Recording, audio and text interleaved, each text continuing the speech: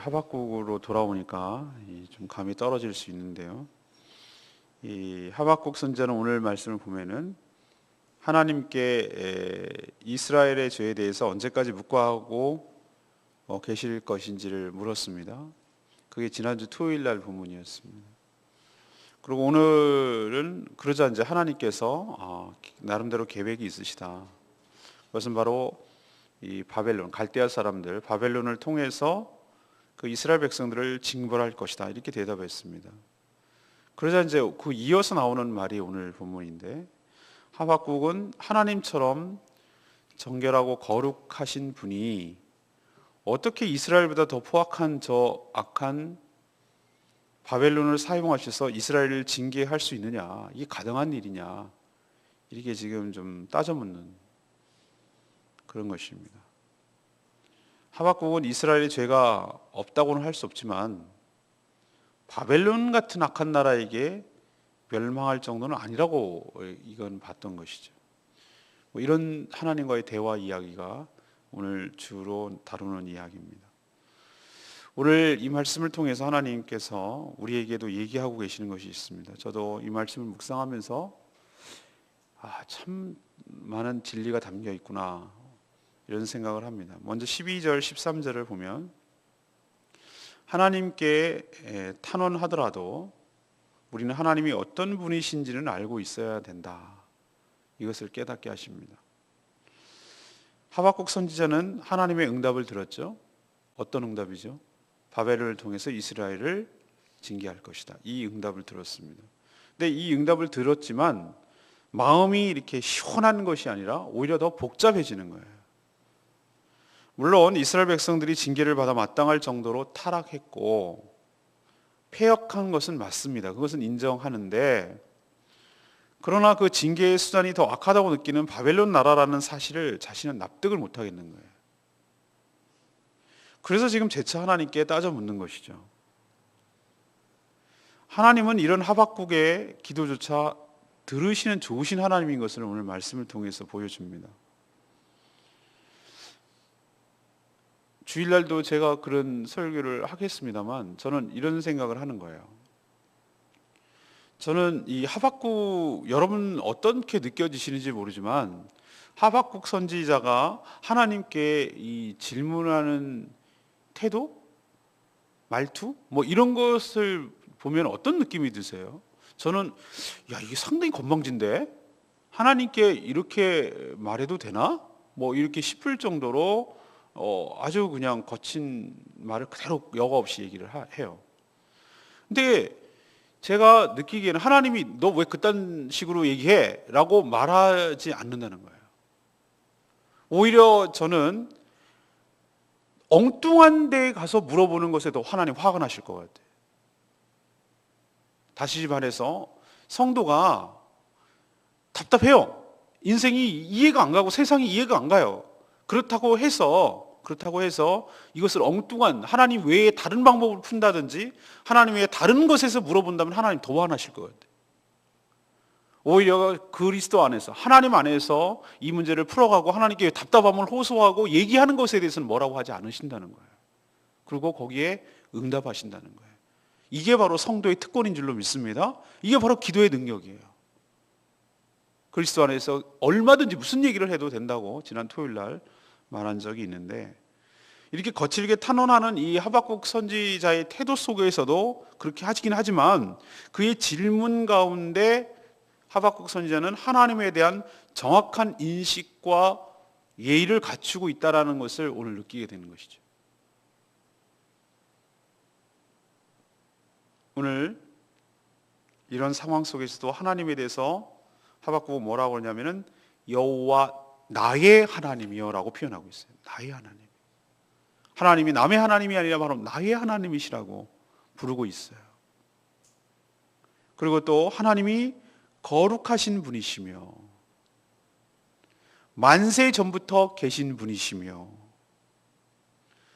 사랑과 긍휼 때문에 자신들이 여전히 멸망하지 않고 생존해 있으며 바벨론을 심판의 도구로 이스라엘을 깨우치기 위하여 바벨론을 심판의 도구로 두셨으며 이런 모든 것들을 정확하게 질문 가운데 인식하고 얘기하고 있는 것을 볼 수가 있습니다.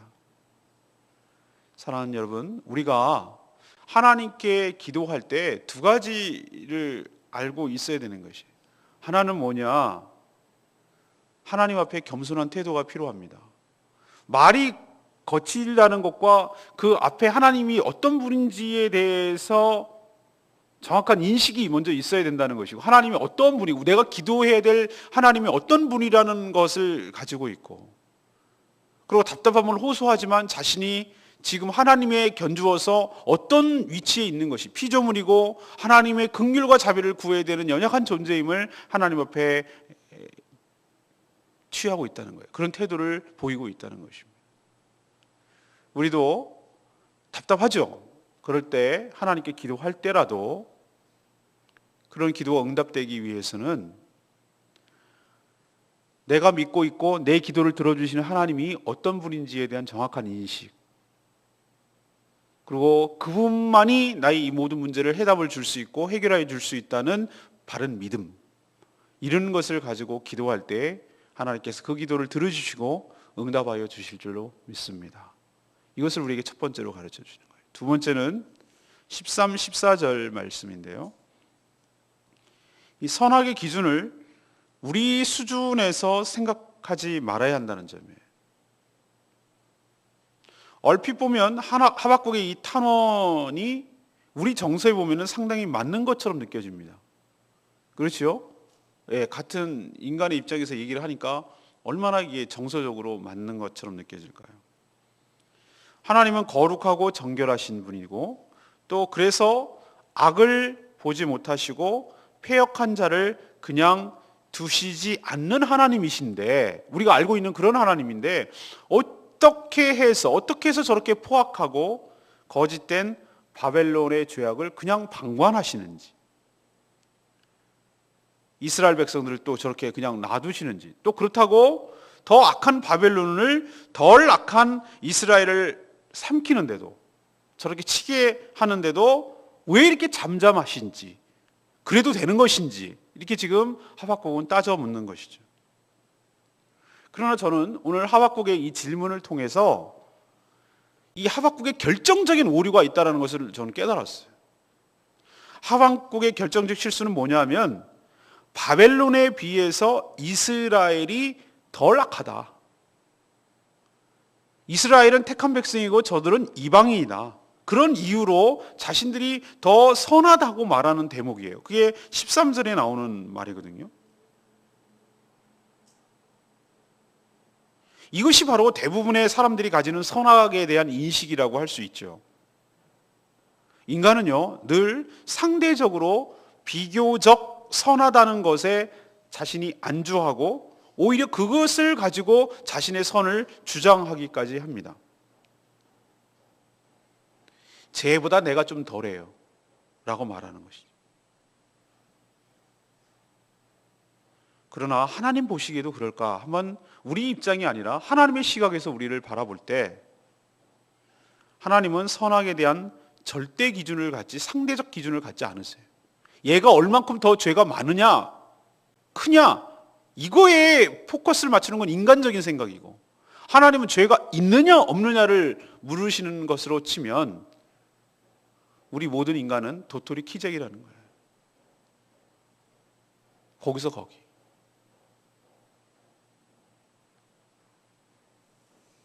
그러니 죄가 누가 선이고 누가 악이냐라고 말하는 것에 대해서 우리는 우리 기준으로 함부로 말해서는 안 될 것입니다.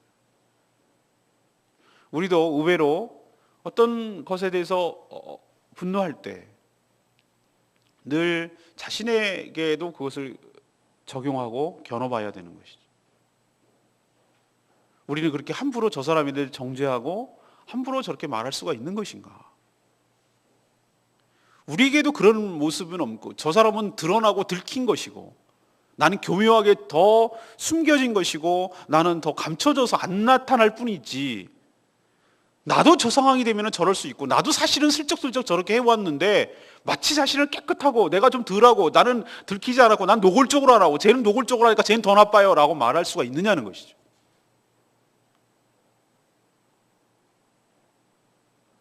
오직 하나님만이 선하신 줄로 믿습니다. 우리는 다 고만고만한 다 죄인들이고, 하나님의 구원이 없이는, 하나님의 자비와 긍휼함이 없이는 우리가 살할 수 없는, 구원받을 수 없는 존재임을 다시 한번 생각하시고, 누가 누구를 함부로 말하겠어요? 누가 누구를 함부로 정죄하고 누가 누구를 죄인이라고 말할 수가 있겠어요? 예수님 표현대로 돌 없는 자가 나와서 먼저 돌을 치라고 했잖아요. 누가 누구를 칠 수가 있겠어요? 늘 하나님 앞에 자신을 돌아보고 자신을 살필 뿐입니다. 그리고 하나님의 조아리고 하나님의 용서와 하나님의 자비와 긍휼을 바랄 뿐이지 누가 누구를 함부로 말할 수 없다는 것, 여러분이 기억하시기를 바랍니다. 세 번째는 무엇인가? 15절에서 17절까지의 말씀을 근거로 하나님은 우리가 이해 못하는 계획을 가지고 계시다는 겁니다. 하박국은 바벨론에 대해서 잘 알고 있었죠. 그들은 주변 나라 백성들을 마치 물고기 잡듯이 낚시와 투망으로 모으고 기뻐하는 족속들이다. 그러니까 이방 민족들을 침략하는데, 그러니까 적국들, 이제 주변 나라를 침략하는데 마치 물고기 잡듯이 이렇게 백성들을 한다 이거예요. 막 이렇게 대량으로. 그리고 그물에 제사하고 투망 앞에 분향하는 자들이다. 아니, 그물과 투망 앞에 분향하는 게 무슨 뜻이에요? 이렇게 말하면은 여러분 그거 느껴지십니까? 이 바닷가, 특히 뭐 해안가에 속해 있는, 그게 바닷가가 섬이든 뭐든 간에 바다 고기 잡으러 나갔을 때 풍어제를 제사를 드리고 그렇게 하는 거 기억나시죠? 그렇게 할 때 그 도구에다가 이렇게 하는 거 여러분 보세요. 술도 막 이렇게 따르고 뭐도 하고 이런 거 왜 그러죠? 많이 잡게 해달라고. 그 신이 어땠든 간에 상관없어요. 그게 용왕이 됐든 뭐 영등신이 됐든 뭐 상관없어요. 이것을 통해서 잡게 해달라고. 근데 사실은 이 하박국이 정확하게 보고 있는 것이 뭐냐면은 자신들의 힘을 믿고 의존하는 거예요. 나는 이거 갖고 먹고 사는 거야. 누가 누구를 믿어? 라고 생각하면서 자신의 삶의 도구이자 터전인 이 그물과 낚시를 의지하고. 근데 여기서는 이 사람들이 무슨 어업이겠어요? 이 바벨론 입장에서는 보면 뭡니까? 자신들의 무력, 힘 이런 것들을 의존해서 여러 민족들을 이렇게 침략해서 그것들을 빼앗는 것이 그들의 생존 방식이었어요. 그들의 번영의 방식이 바로 바벨론이 그런 식이었어요. 이방 주변 나라들을 침략해서 그들을 정복하고 그들의 좋은 것들을 빼앗는 방식이 바벨론이 확장하는 방식이었어요. 고대 제국들은 대부분 그렇게 하지만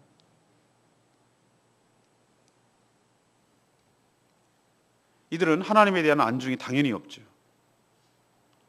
저는 근데 이 이야기를 통해서 느끼는 바가 있습니다. 뭐냐면은 이처럼 바벨론에 대해서 하박국이 잘 안다면, 지금 정확하게 이 어떤 소문으로 듣고 아직 경험도 안 했습니다만, 아니 이렇게 하는 게 맞습니까? 라고 말하고 있는 거잖아요. 근데 자기는 당하지는 않았어요. 그런데 주변 나라들이 하는 것을 소문을 듣고 안 거예요. 이렇게 안다면. 근데 왜 자기가 이 정도로 안다고 생각한다면 하나님은 왜 그들을, 다시 말해서 바벨론에 대해서 모른다고 생각하죠? 이게 하박국의 잘못된 점이라고 저는 생각하는 거예요. 지금 하박국의 태도는 하나님이 정보에 대해서 너무 모르시는갑다.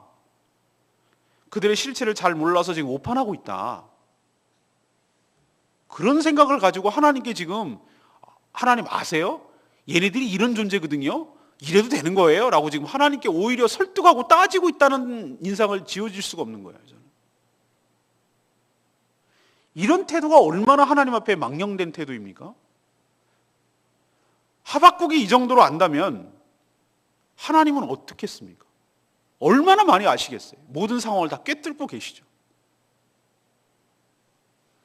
우리는 욥처럼 우리 주변에 되어지는 모든 상황들이 어떨 때는 이해가 되지 않을 때가 한두 번이 아닙니다. 인생이 다 이해돼서 살던가요? 여러분 100% 여러분의 인생에 대해서 다 납득이 되고 이해가 되고 이게 설명이 되고 그래서 살아가는 것이 인생입니까? 아니요. 제가 보기에는 반 이상이 자기 인생에 대해서 설명을 못해. 이게 왜 이런 일이 나에게 일어나는가? 이게 말이 되는가? 정말 하나님이 살아계신가? 하나님이 정말 이 모든 상황을 알고는 계시는가? 이렇게 어떨 땐 답답함이 극에 달할 때가 있어요. 그래서 자기 나름대로 하나님 앞에 시험이 들고 실망하고 신앙에서 떠나고 냉소적으로 신앙생활하고 그냥 적절하게 이렇게 신앙생활하는 사람들이 주변에 얼마나 많은지 모릅니다.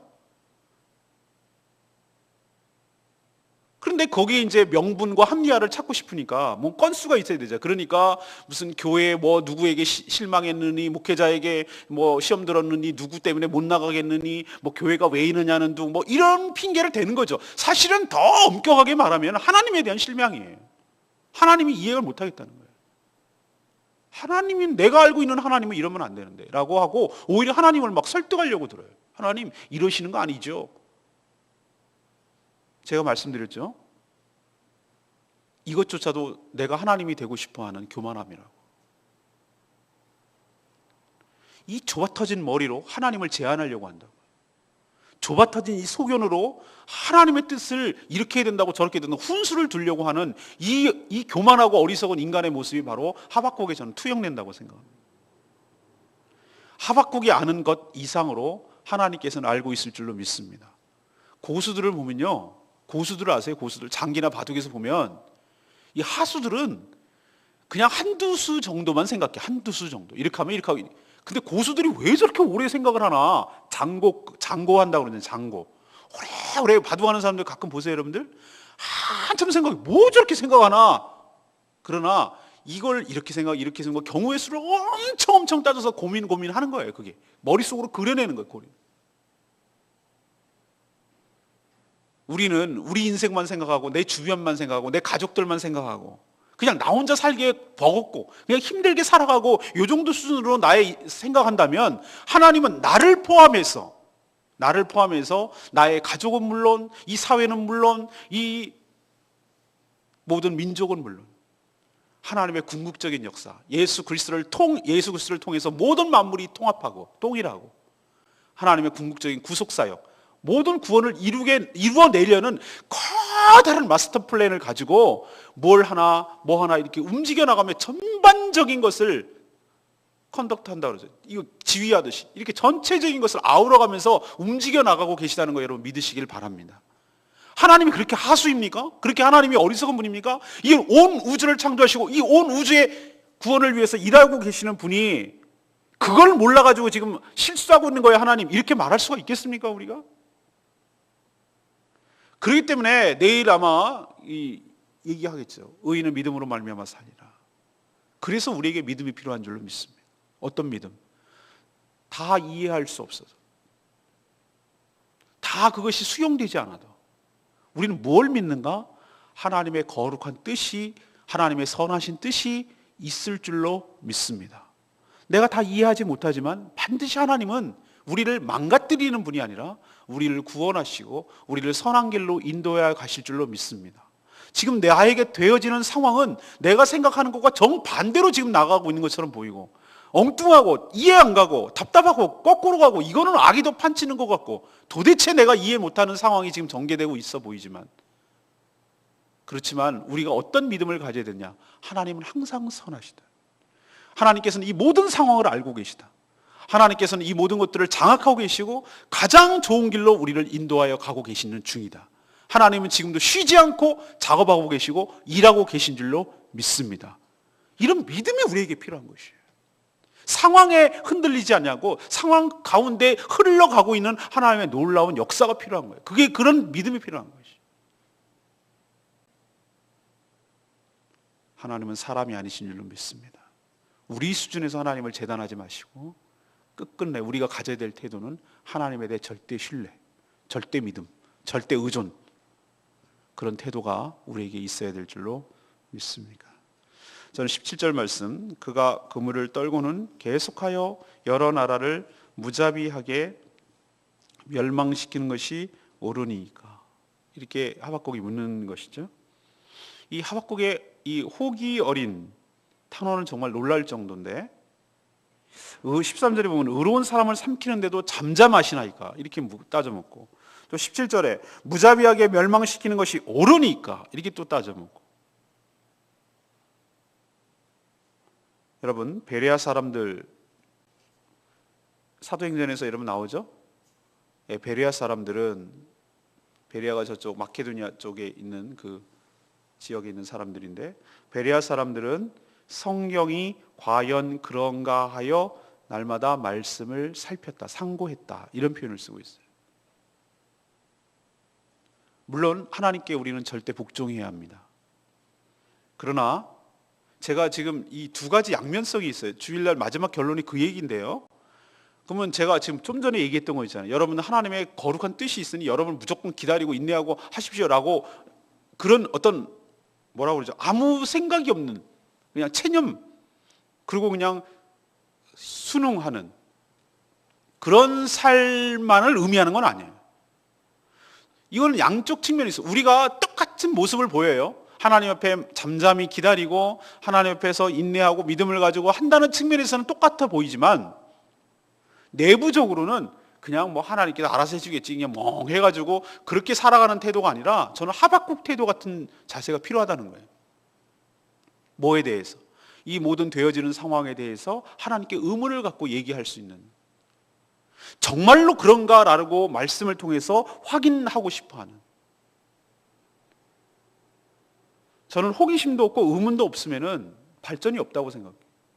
뭔가 결핍이 있고 뭔가 의문이 있고 뭔가 답답함이 있어야 그것을 해결하는 과정에서 저는 하나님의 말씀에 대한 확신도 서게 되는 것이고 더 분명하게 되는 것이고, 그런 것이지 그냥 수동적이고 피동적이고 그냥 되어지는 대로 하는 것은 더 발전이 없어요. 저는 성경을 읽을 때 항상 의문을 가지고 읽습니다.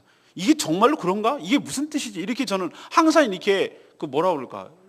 리액션이라고 그러나요? 그걸 계속 물어요. 저는 물어요. 하나님 앞에. 그러는 과정에서 이런 놀라운 일이 있구나라는 것을 찾아갈 때의 그 기쁨과, 그래서 알아갔을 때의 그 한 발짝 더 확장되어 났다는 느낌, 더 한 수 배웠다는 느낌, 그래서 하나님의 뜻을 더 알아가게 됐다는 그 희열과 느낌이 더 커요. 저는. 사랑하는 여러분, 여러분도 말씀을 읽을 때 정말로 하나님 그런가? 이 모든 되어지는 상황, 의문이 있으면 하나님 앞에 우리가 좋은 기도의 방법이 있잖아요. 하나님께 이렇게 하박국 선지처럼 묻고 또 묻고, 그러면 하나님께서 분명히 모든 문제의 해답을 하나님이 갖고 계시니 하나님께서 우리에게 적절하도록 우리에게 응답하시고 우리에게 인생의 의문점에 대해서 반드시 거기에 대해서 해결하여 주시고 해답을 주실 줄로 믿습니다. 그건 믿음을 가지라는 것이고 하나님께 말씀을 상고하듯이 배워가라는 뜻이죠. 그래서 이번 새로운 삶 공부하시는 분들 좋은 기회가 될 줄로 압니다. 그래서 잘 배우시고 하나님에 대한 더 인식의 폭을 넓어 가시고 또 잘 준비된 일꾼으로 세워져 가기를 간절히 바랍니다. 오늘 세 가지를 말씀드렸는데, 이 하나님께 기도하고 따지고 탄원하더라도 하나님이 어떤 분인가에 대해서는 잊어버리지 말고 아무리 막가더라도 하나님에 대한 예의를 가지시고 겸손한 태도를 취해야 된다는 거예요. 이게 기도할 때의 자세예요. 내용이 그렇다는 겁니다, 여러분. 무슨 얘기인지 알겠어요? 내용이 그렇다는 거예요. 내용이 하나님께 묻고 이렇게 한다는 뜻이지 누구에게 기도해야 된다는 것은 변함이 없고, 내가 기도하는, 하나님께 기도하는 잘하는 것에는 변함이 없잖아요. 기도 내용이 그렇다는 얘기지.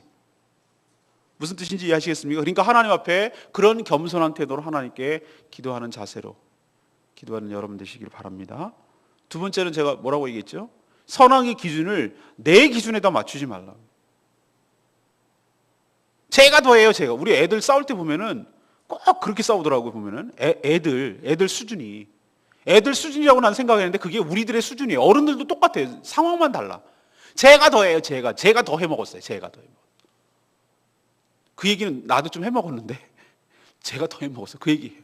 그러니까 저놈이 더 나쁜 놈이에요, 그 얘기인데 하나님 보시면 너는 이렇게 물으실 것 같아요. 그러니 우리의 선악 기준은 우리 기준이 아닌 하나님의 관점에서 우리를 보고 우리 또한 죄인인 것을 기억하고 하나님께 무릎을 꿇고 용서를 구하며 하나님의 자비와 긍휼만을 바라는 그런 자세를 취해야 될 줄로 압니다.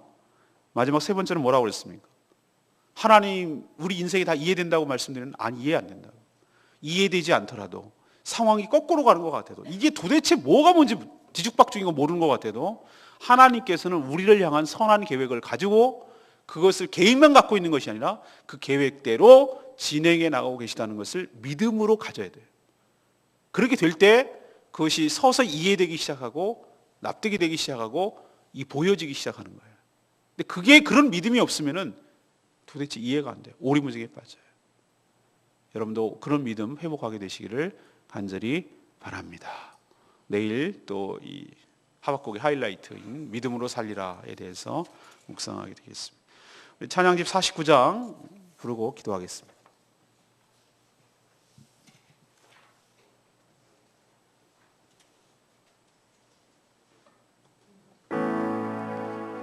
하나님의 음성을 듣고자 하면 귀를 기울이시고 나의 기도를 들어주시는 하나님, 내가 답답하고 깊은 웅덩이 같이 수렁에 빠져 있을 때 나를 건져내시고 나를 튼튼히 하시는 그 하나님을 우리도 찬양하기를 원합니다.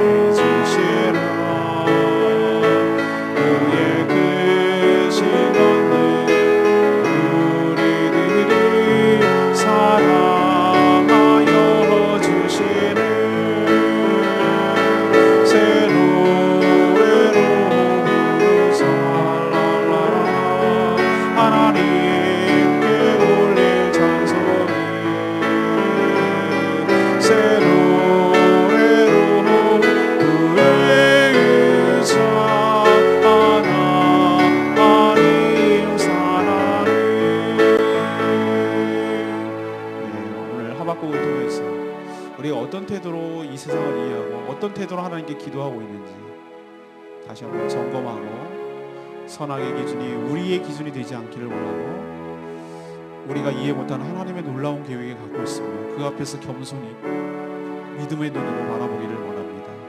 주여, 저희 삶을 주장하시고 인도하여 주시옵소서. 다 같이 통성으로 주여 외치며 나가며 기도합니다. 주여, 하나님 그렇습니다.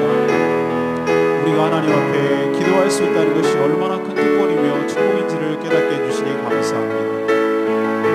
하박국 선지자처럼 답답하고 이해가 되지 않는 상황 속에서라도 하나님께 간구하며 기도할 때 하나님께서는 거기에 합당한 대답을 해주시고 응답하여 주실 줄을 믿습니다. 그렇지만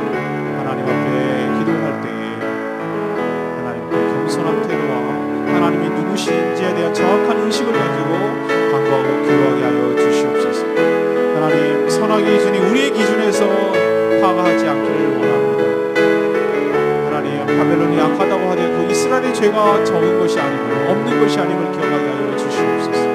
우리는 상대적인 관점에서 누가 더 잘못했는지를 따지는 것이 아니라 하나님 보시기에 우리 모두가 다 죄인임을 기억하고 하나님의 정말 용서와 하나님의 자비와 긍휼을 받아야 될 그런 존재임을 깨닫게 하여 주시옵소서. 우리가 남을 정죄하지 않게 하여 주시고 우리 또한 허물과 죄가 많은 연약한 존재임을 깨달아 하나님의 용서와 자비를 구할 수 있도록 우리를 베풀어 주시옵소서. 하나님, 우리가 이해 못하는 놀라운 계획을 갖고 계실 줄로 믿습니다.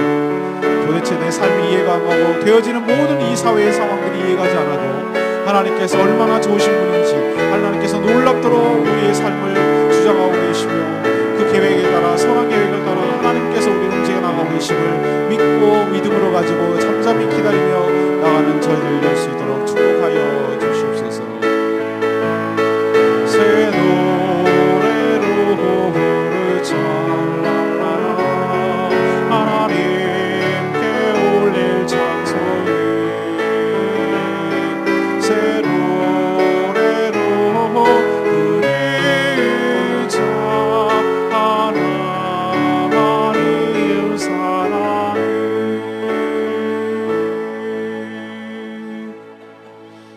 하나님, 저희도 세상을 다 이해하지 못해 답답할 때가 참 많습니다. 그래서 하박국처럼 소리 외쳐 묻고 싶을 때도 많습니다.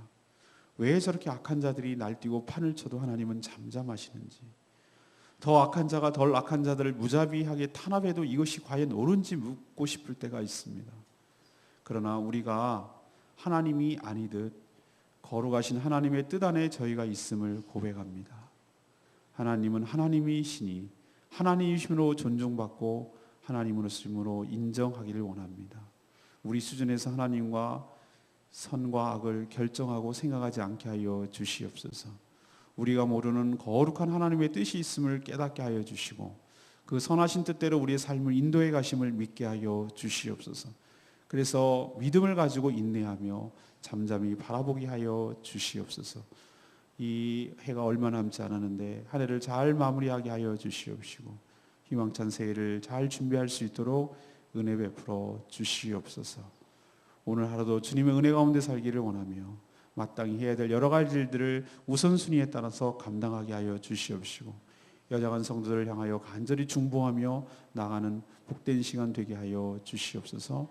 주님께 모든 것 맡겼고 예수 그리스도의 이름으로 기도합니다. 아멘.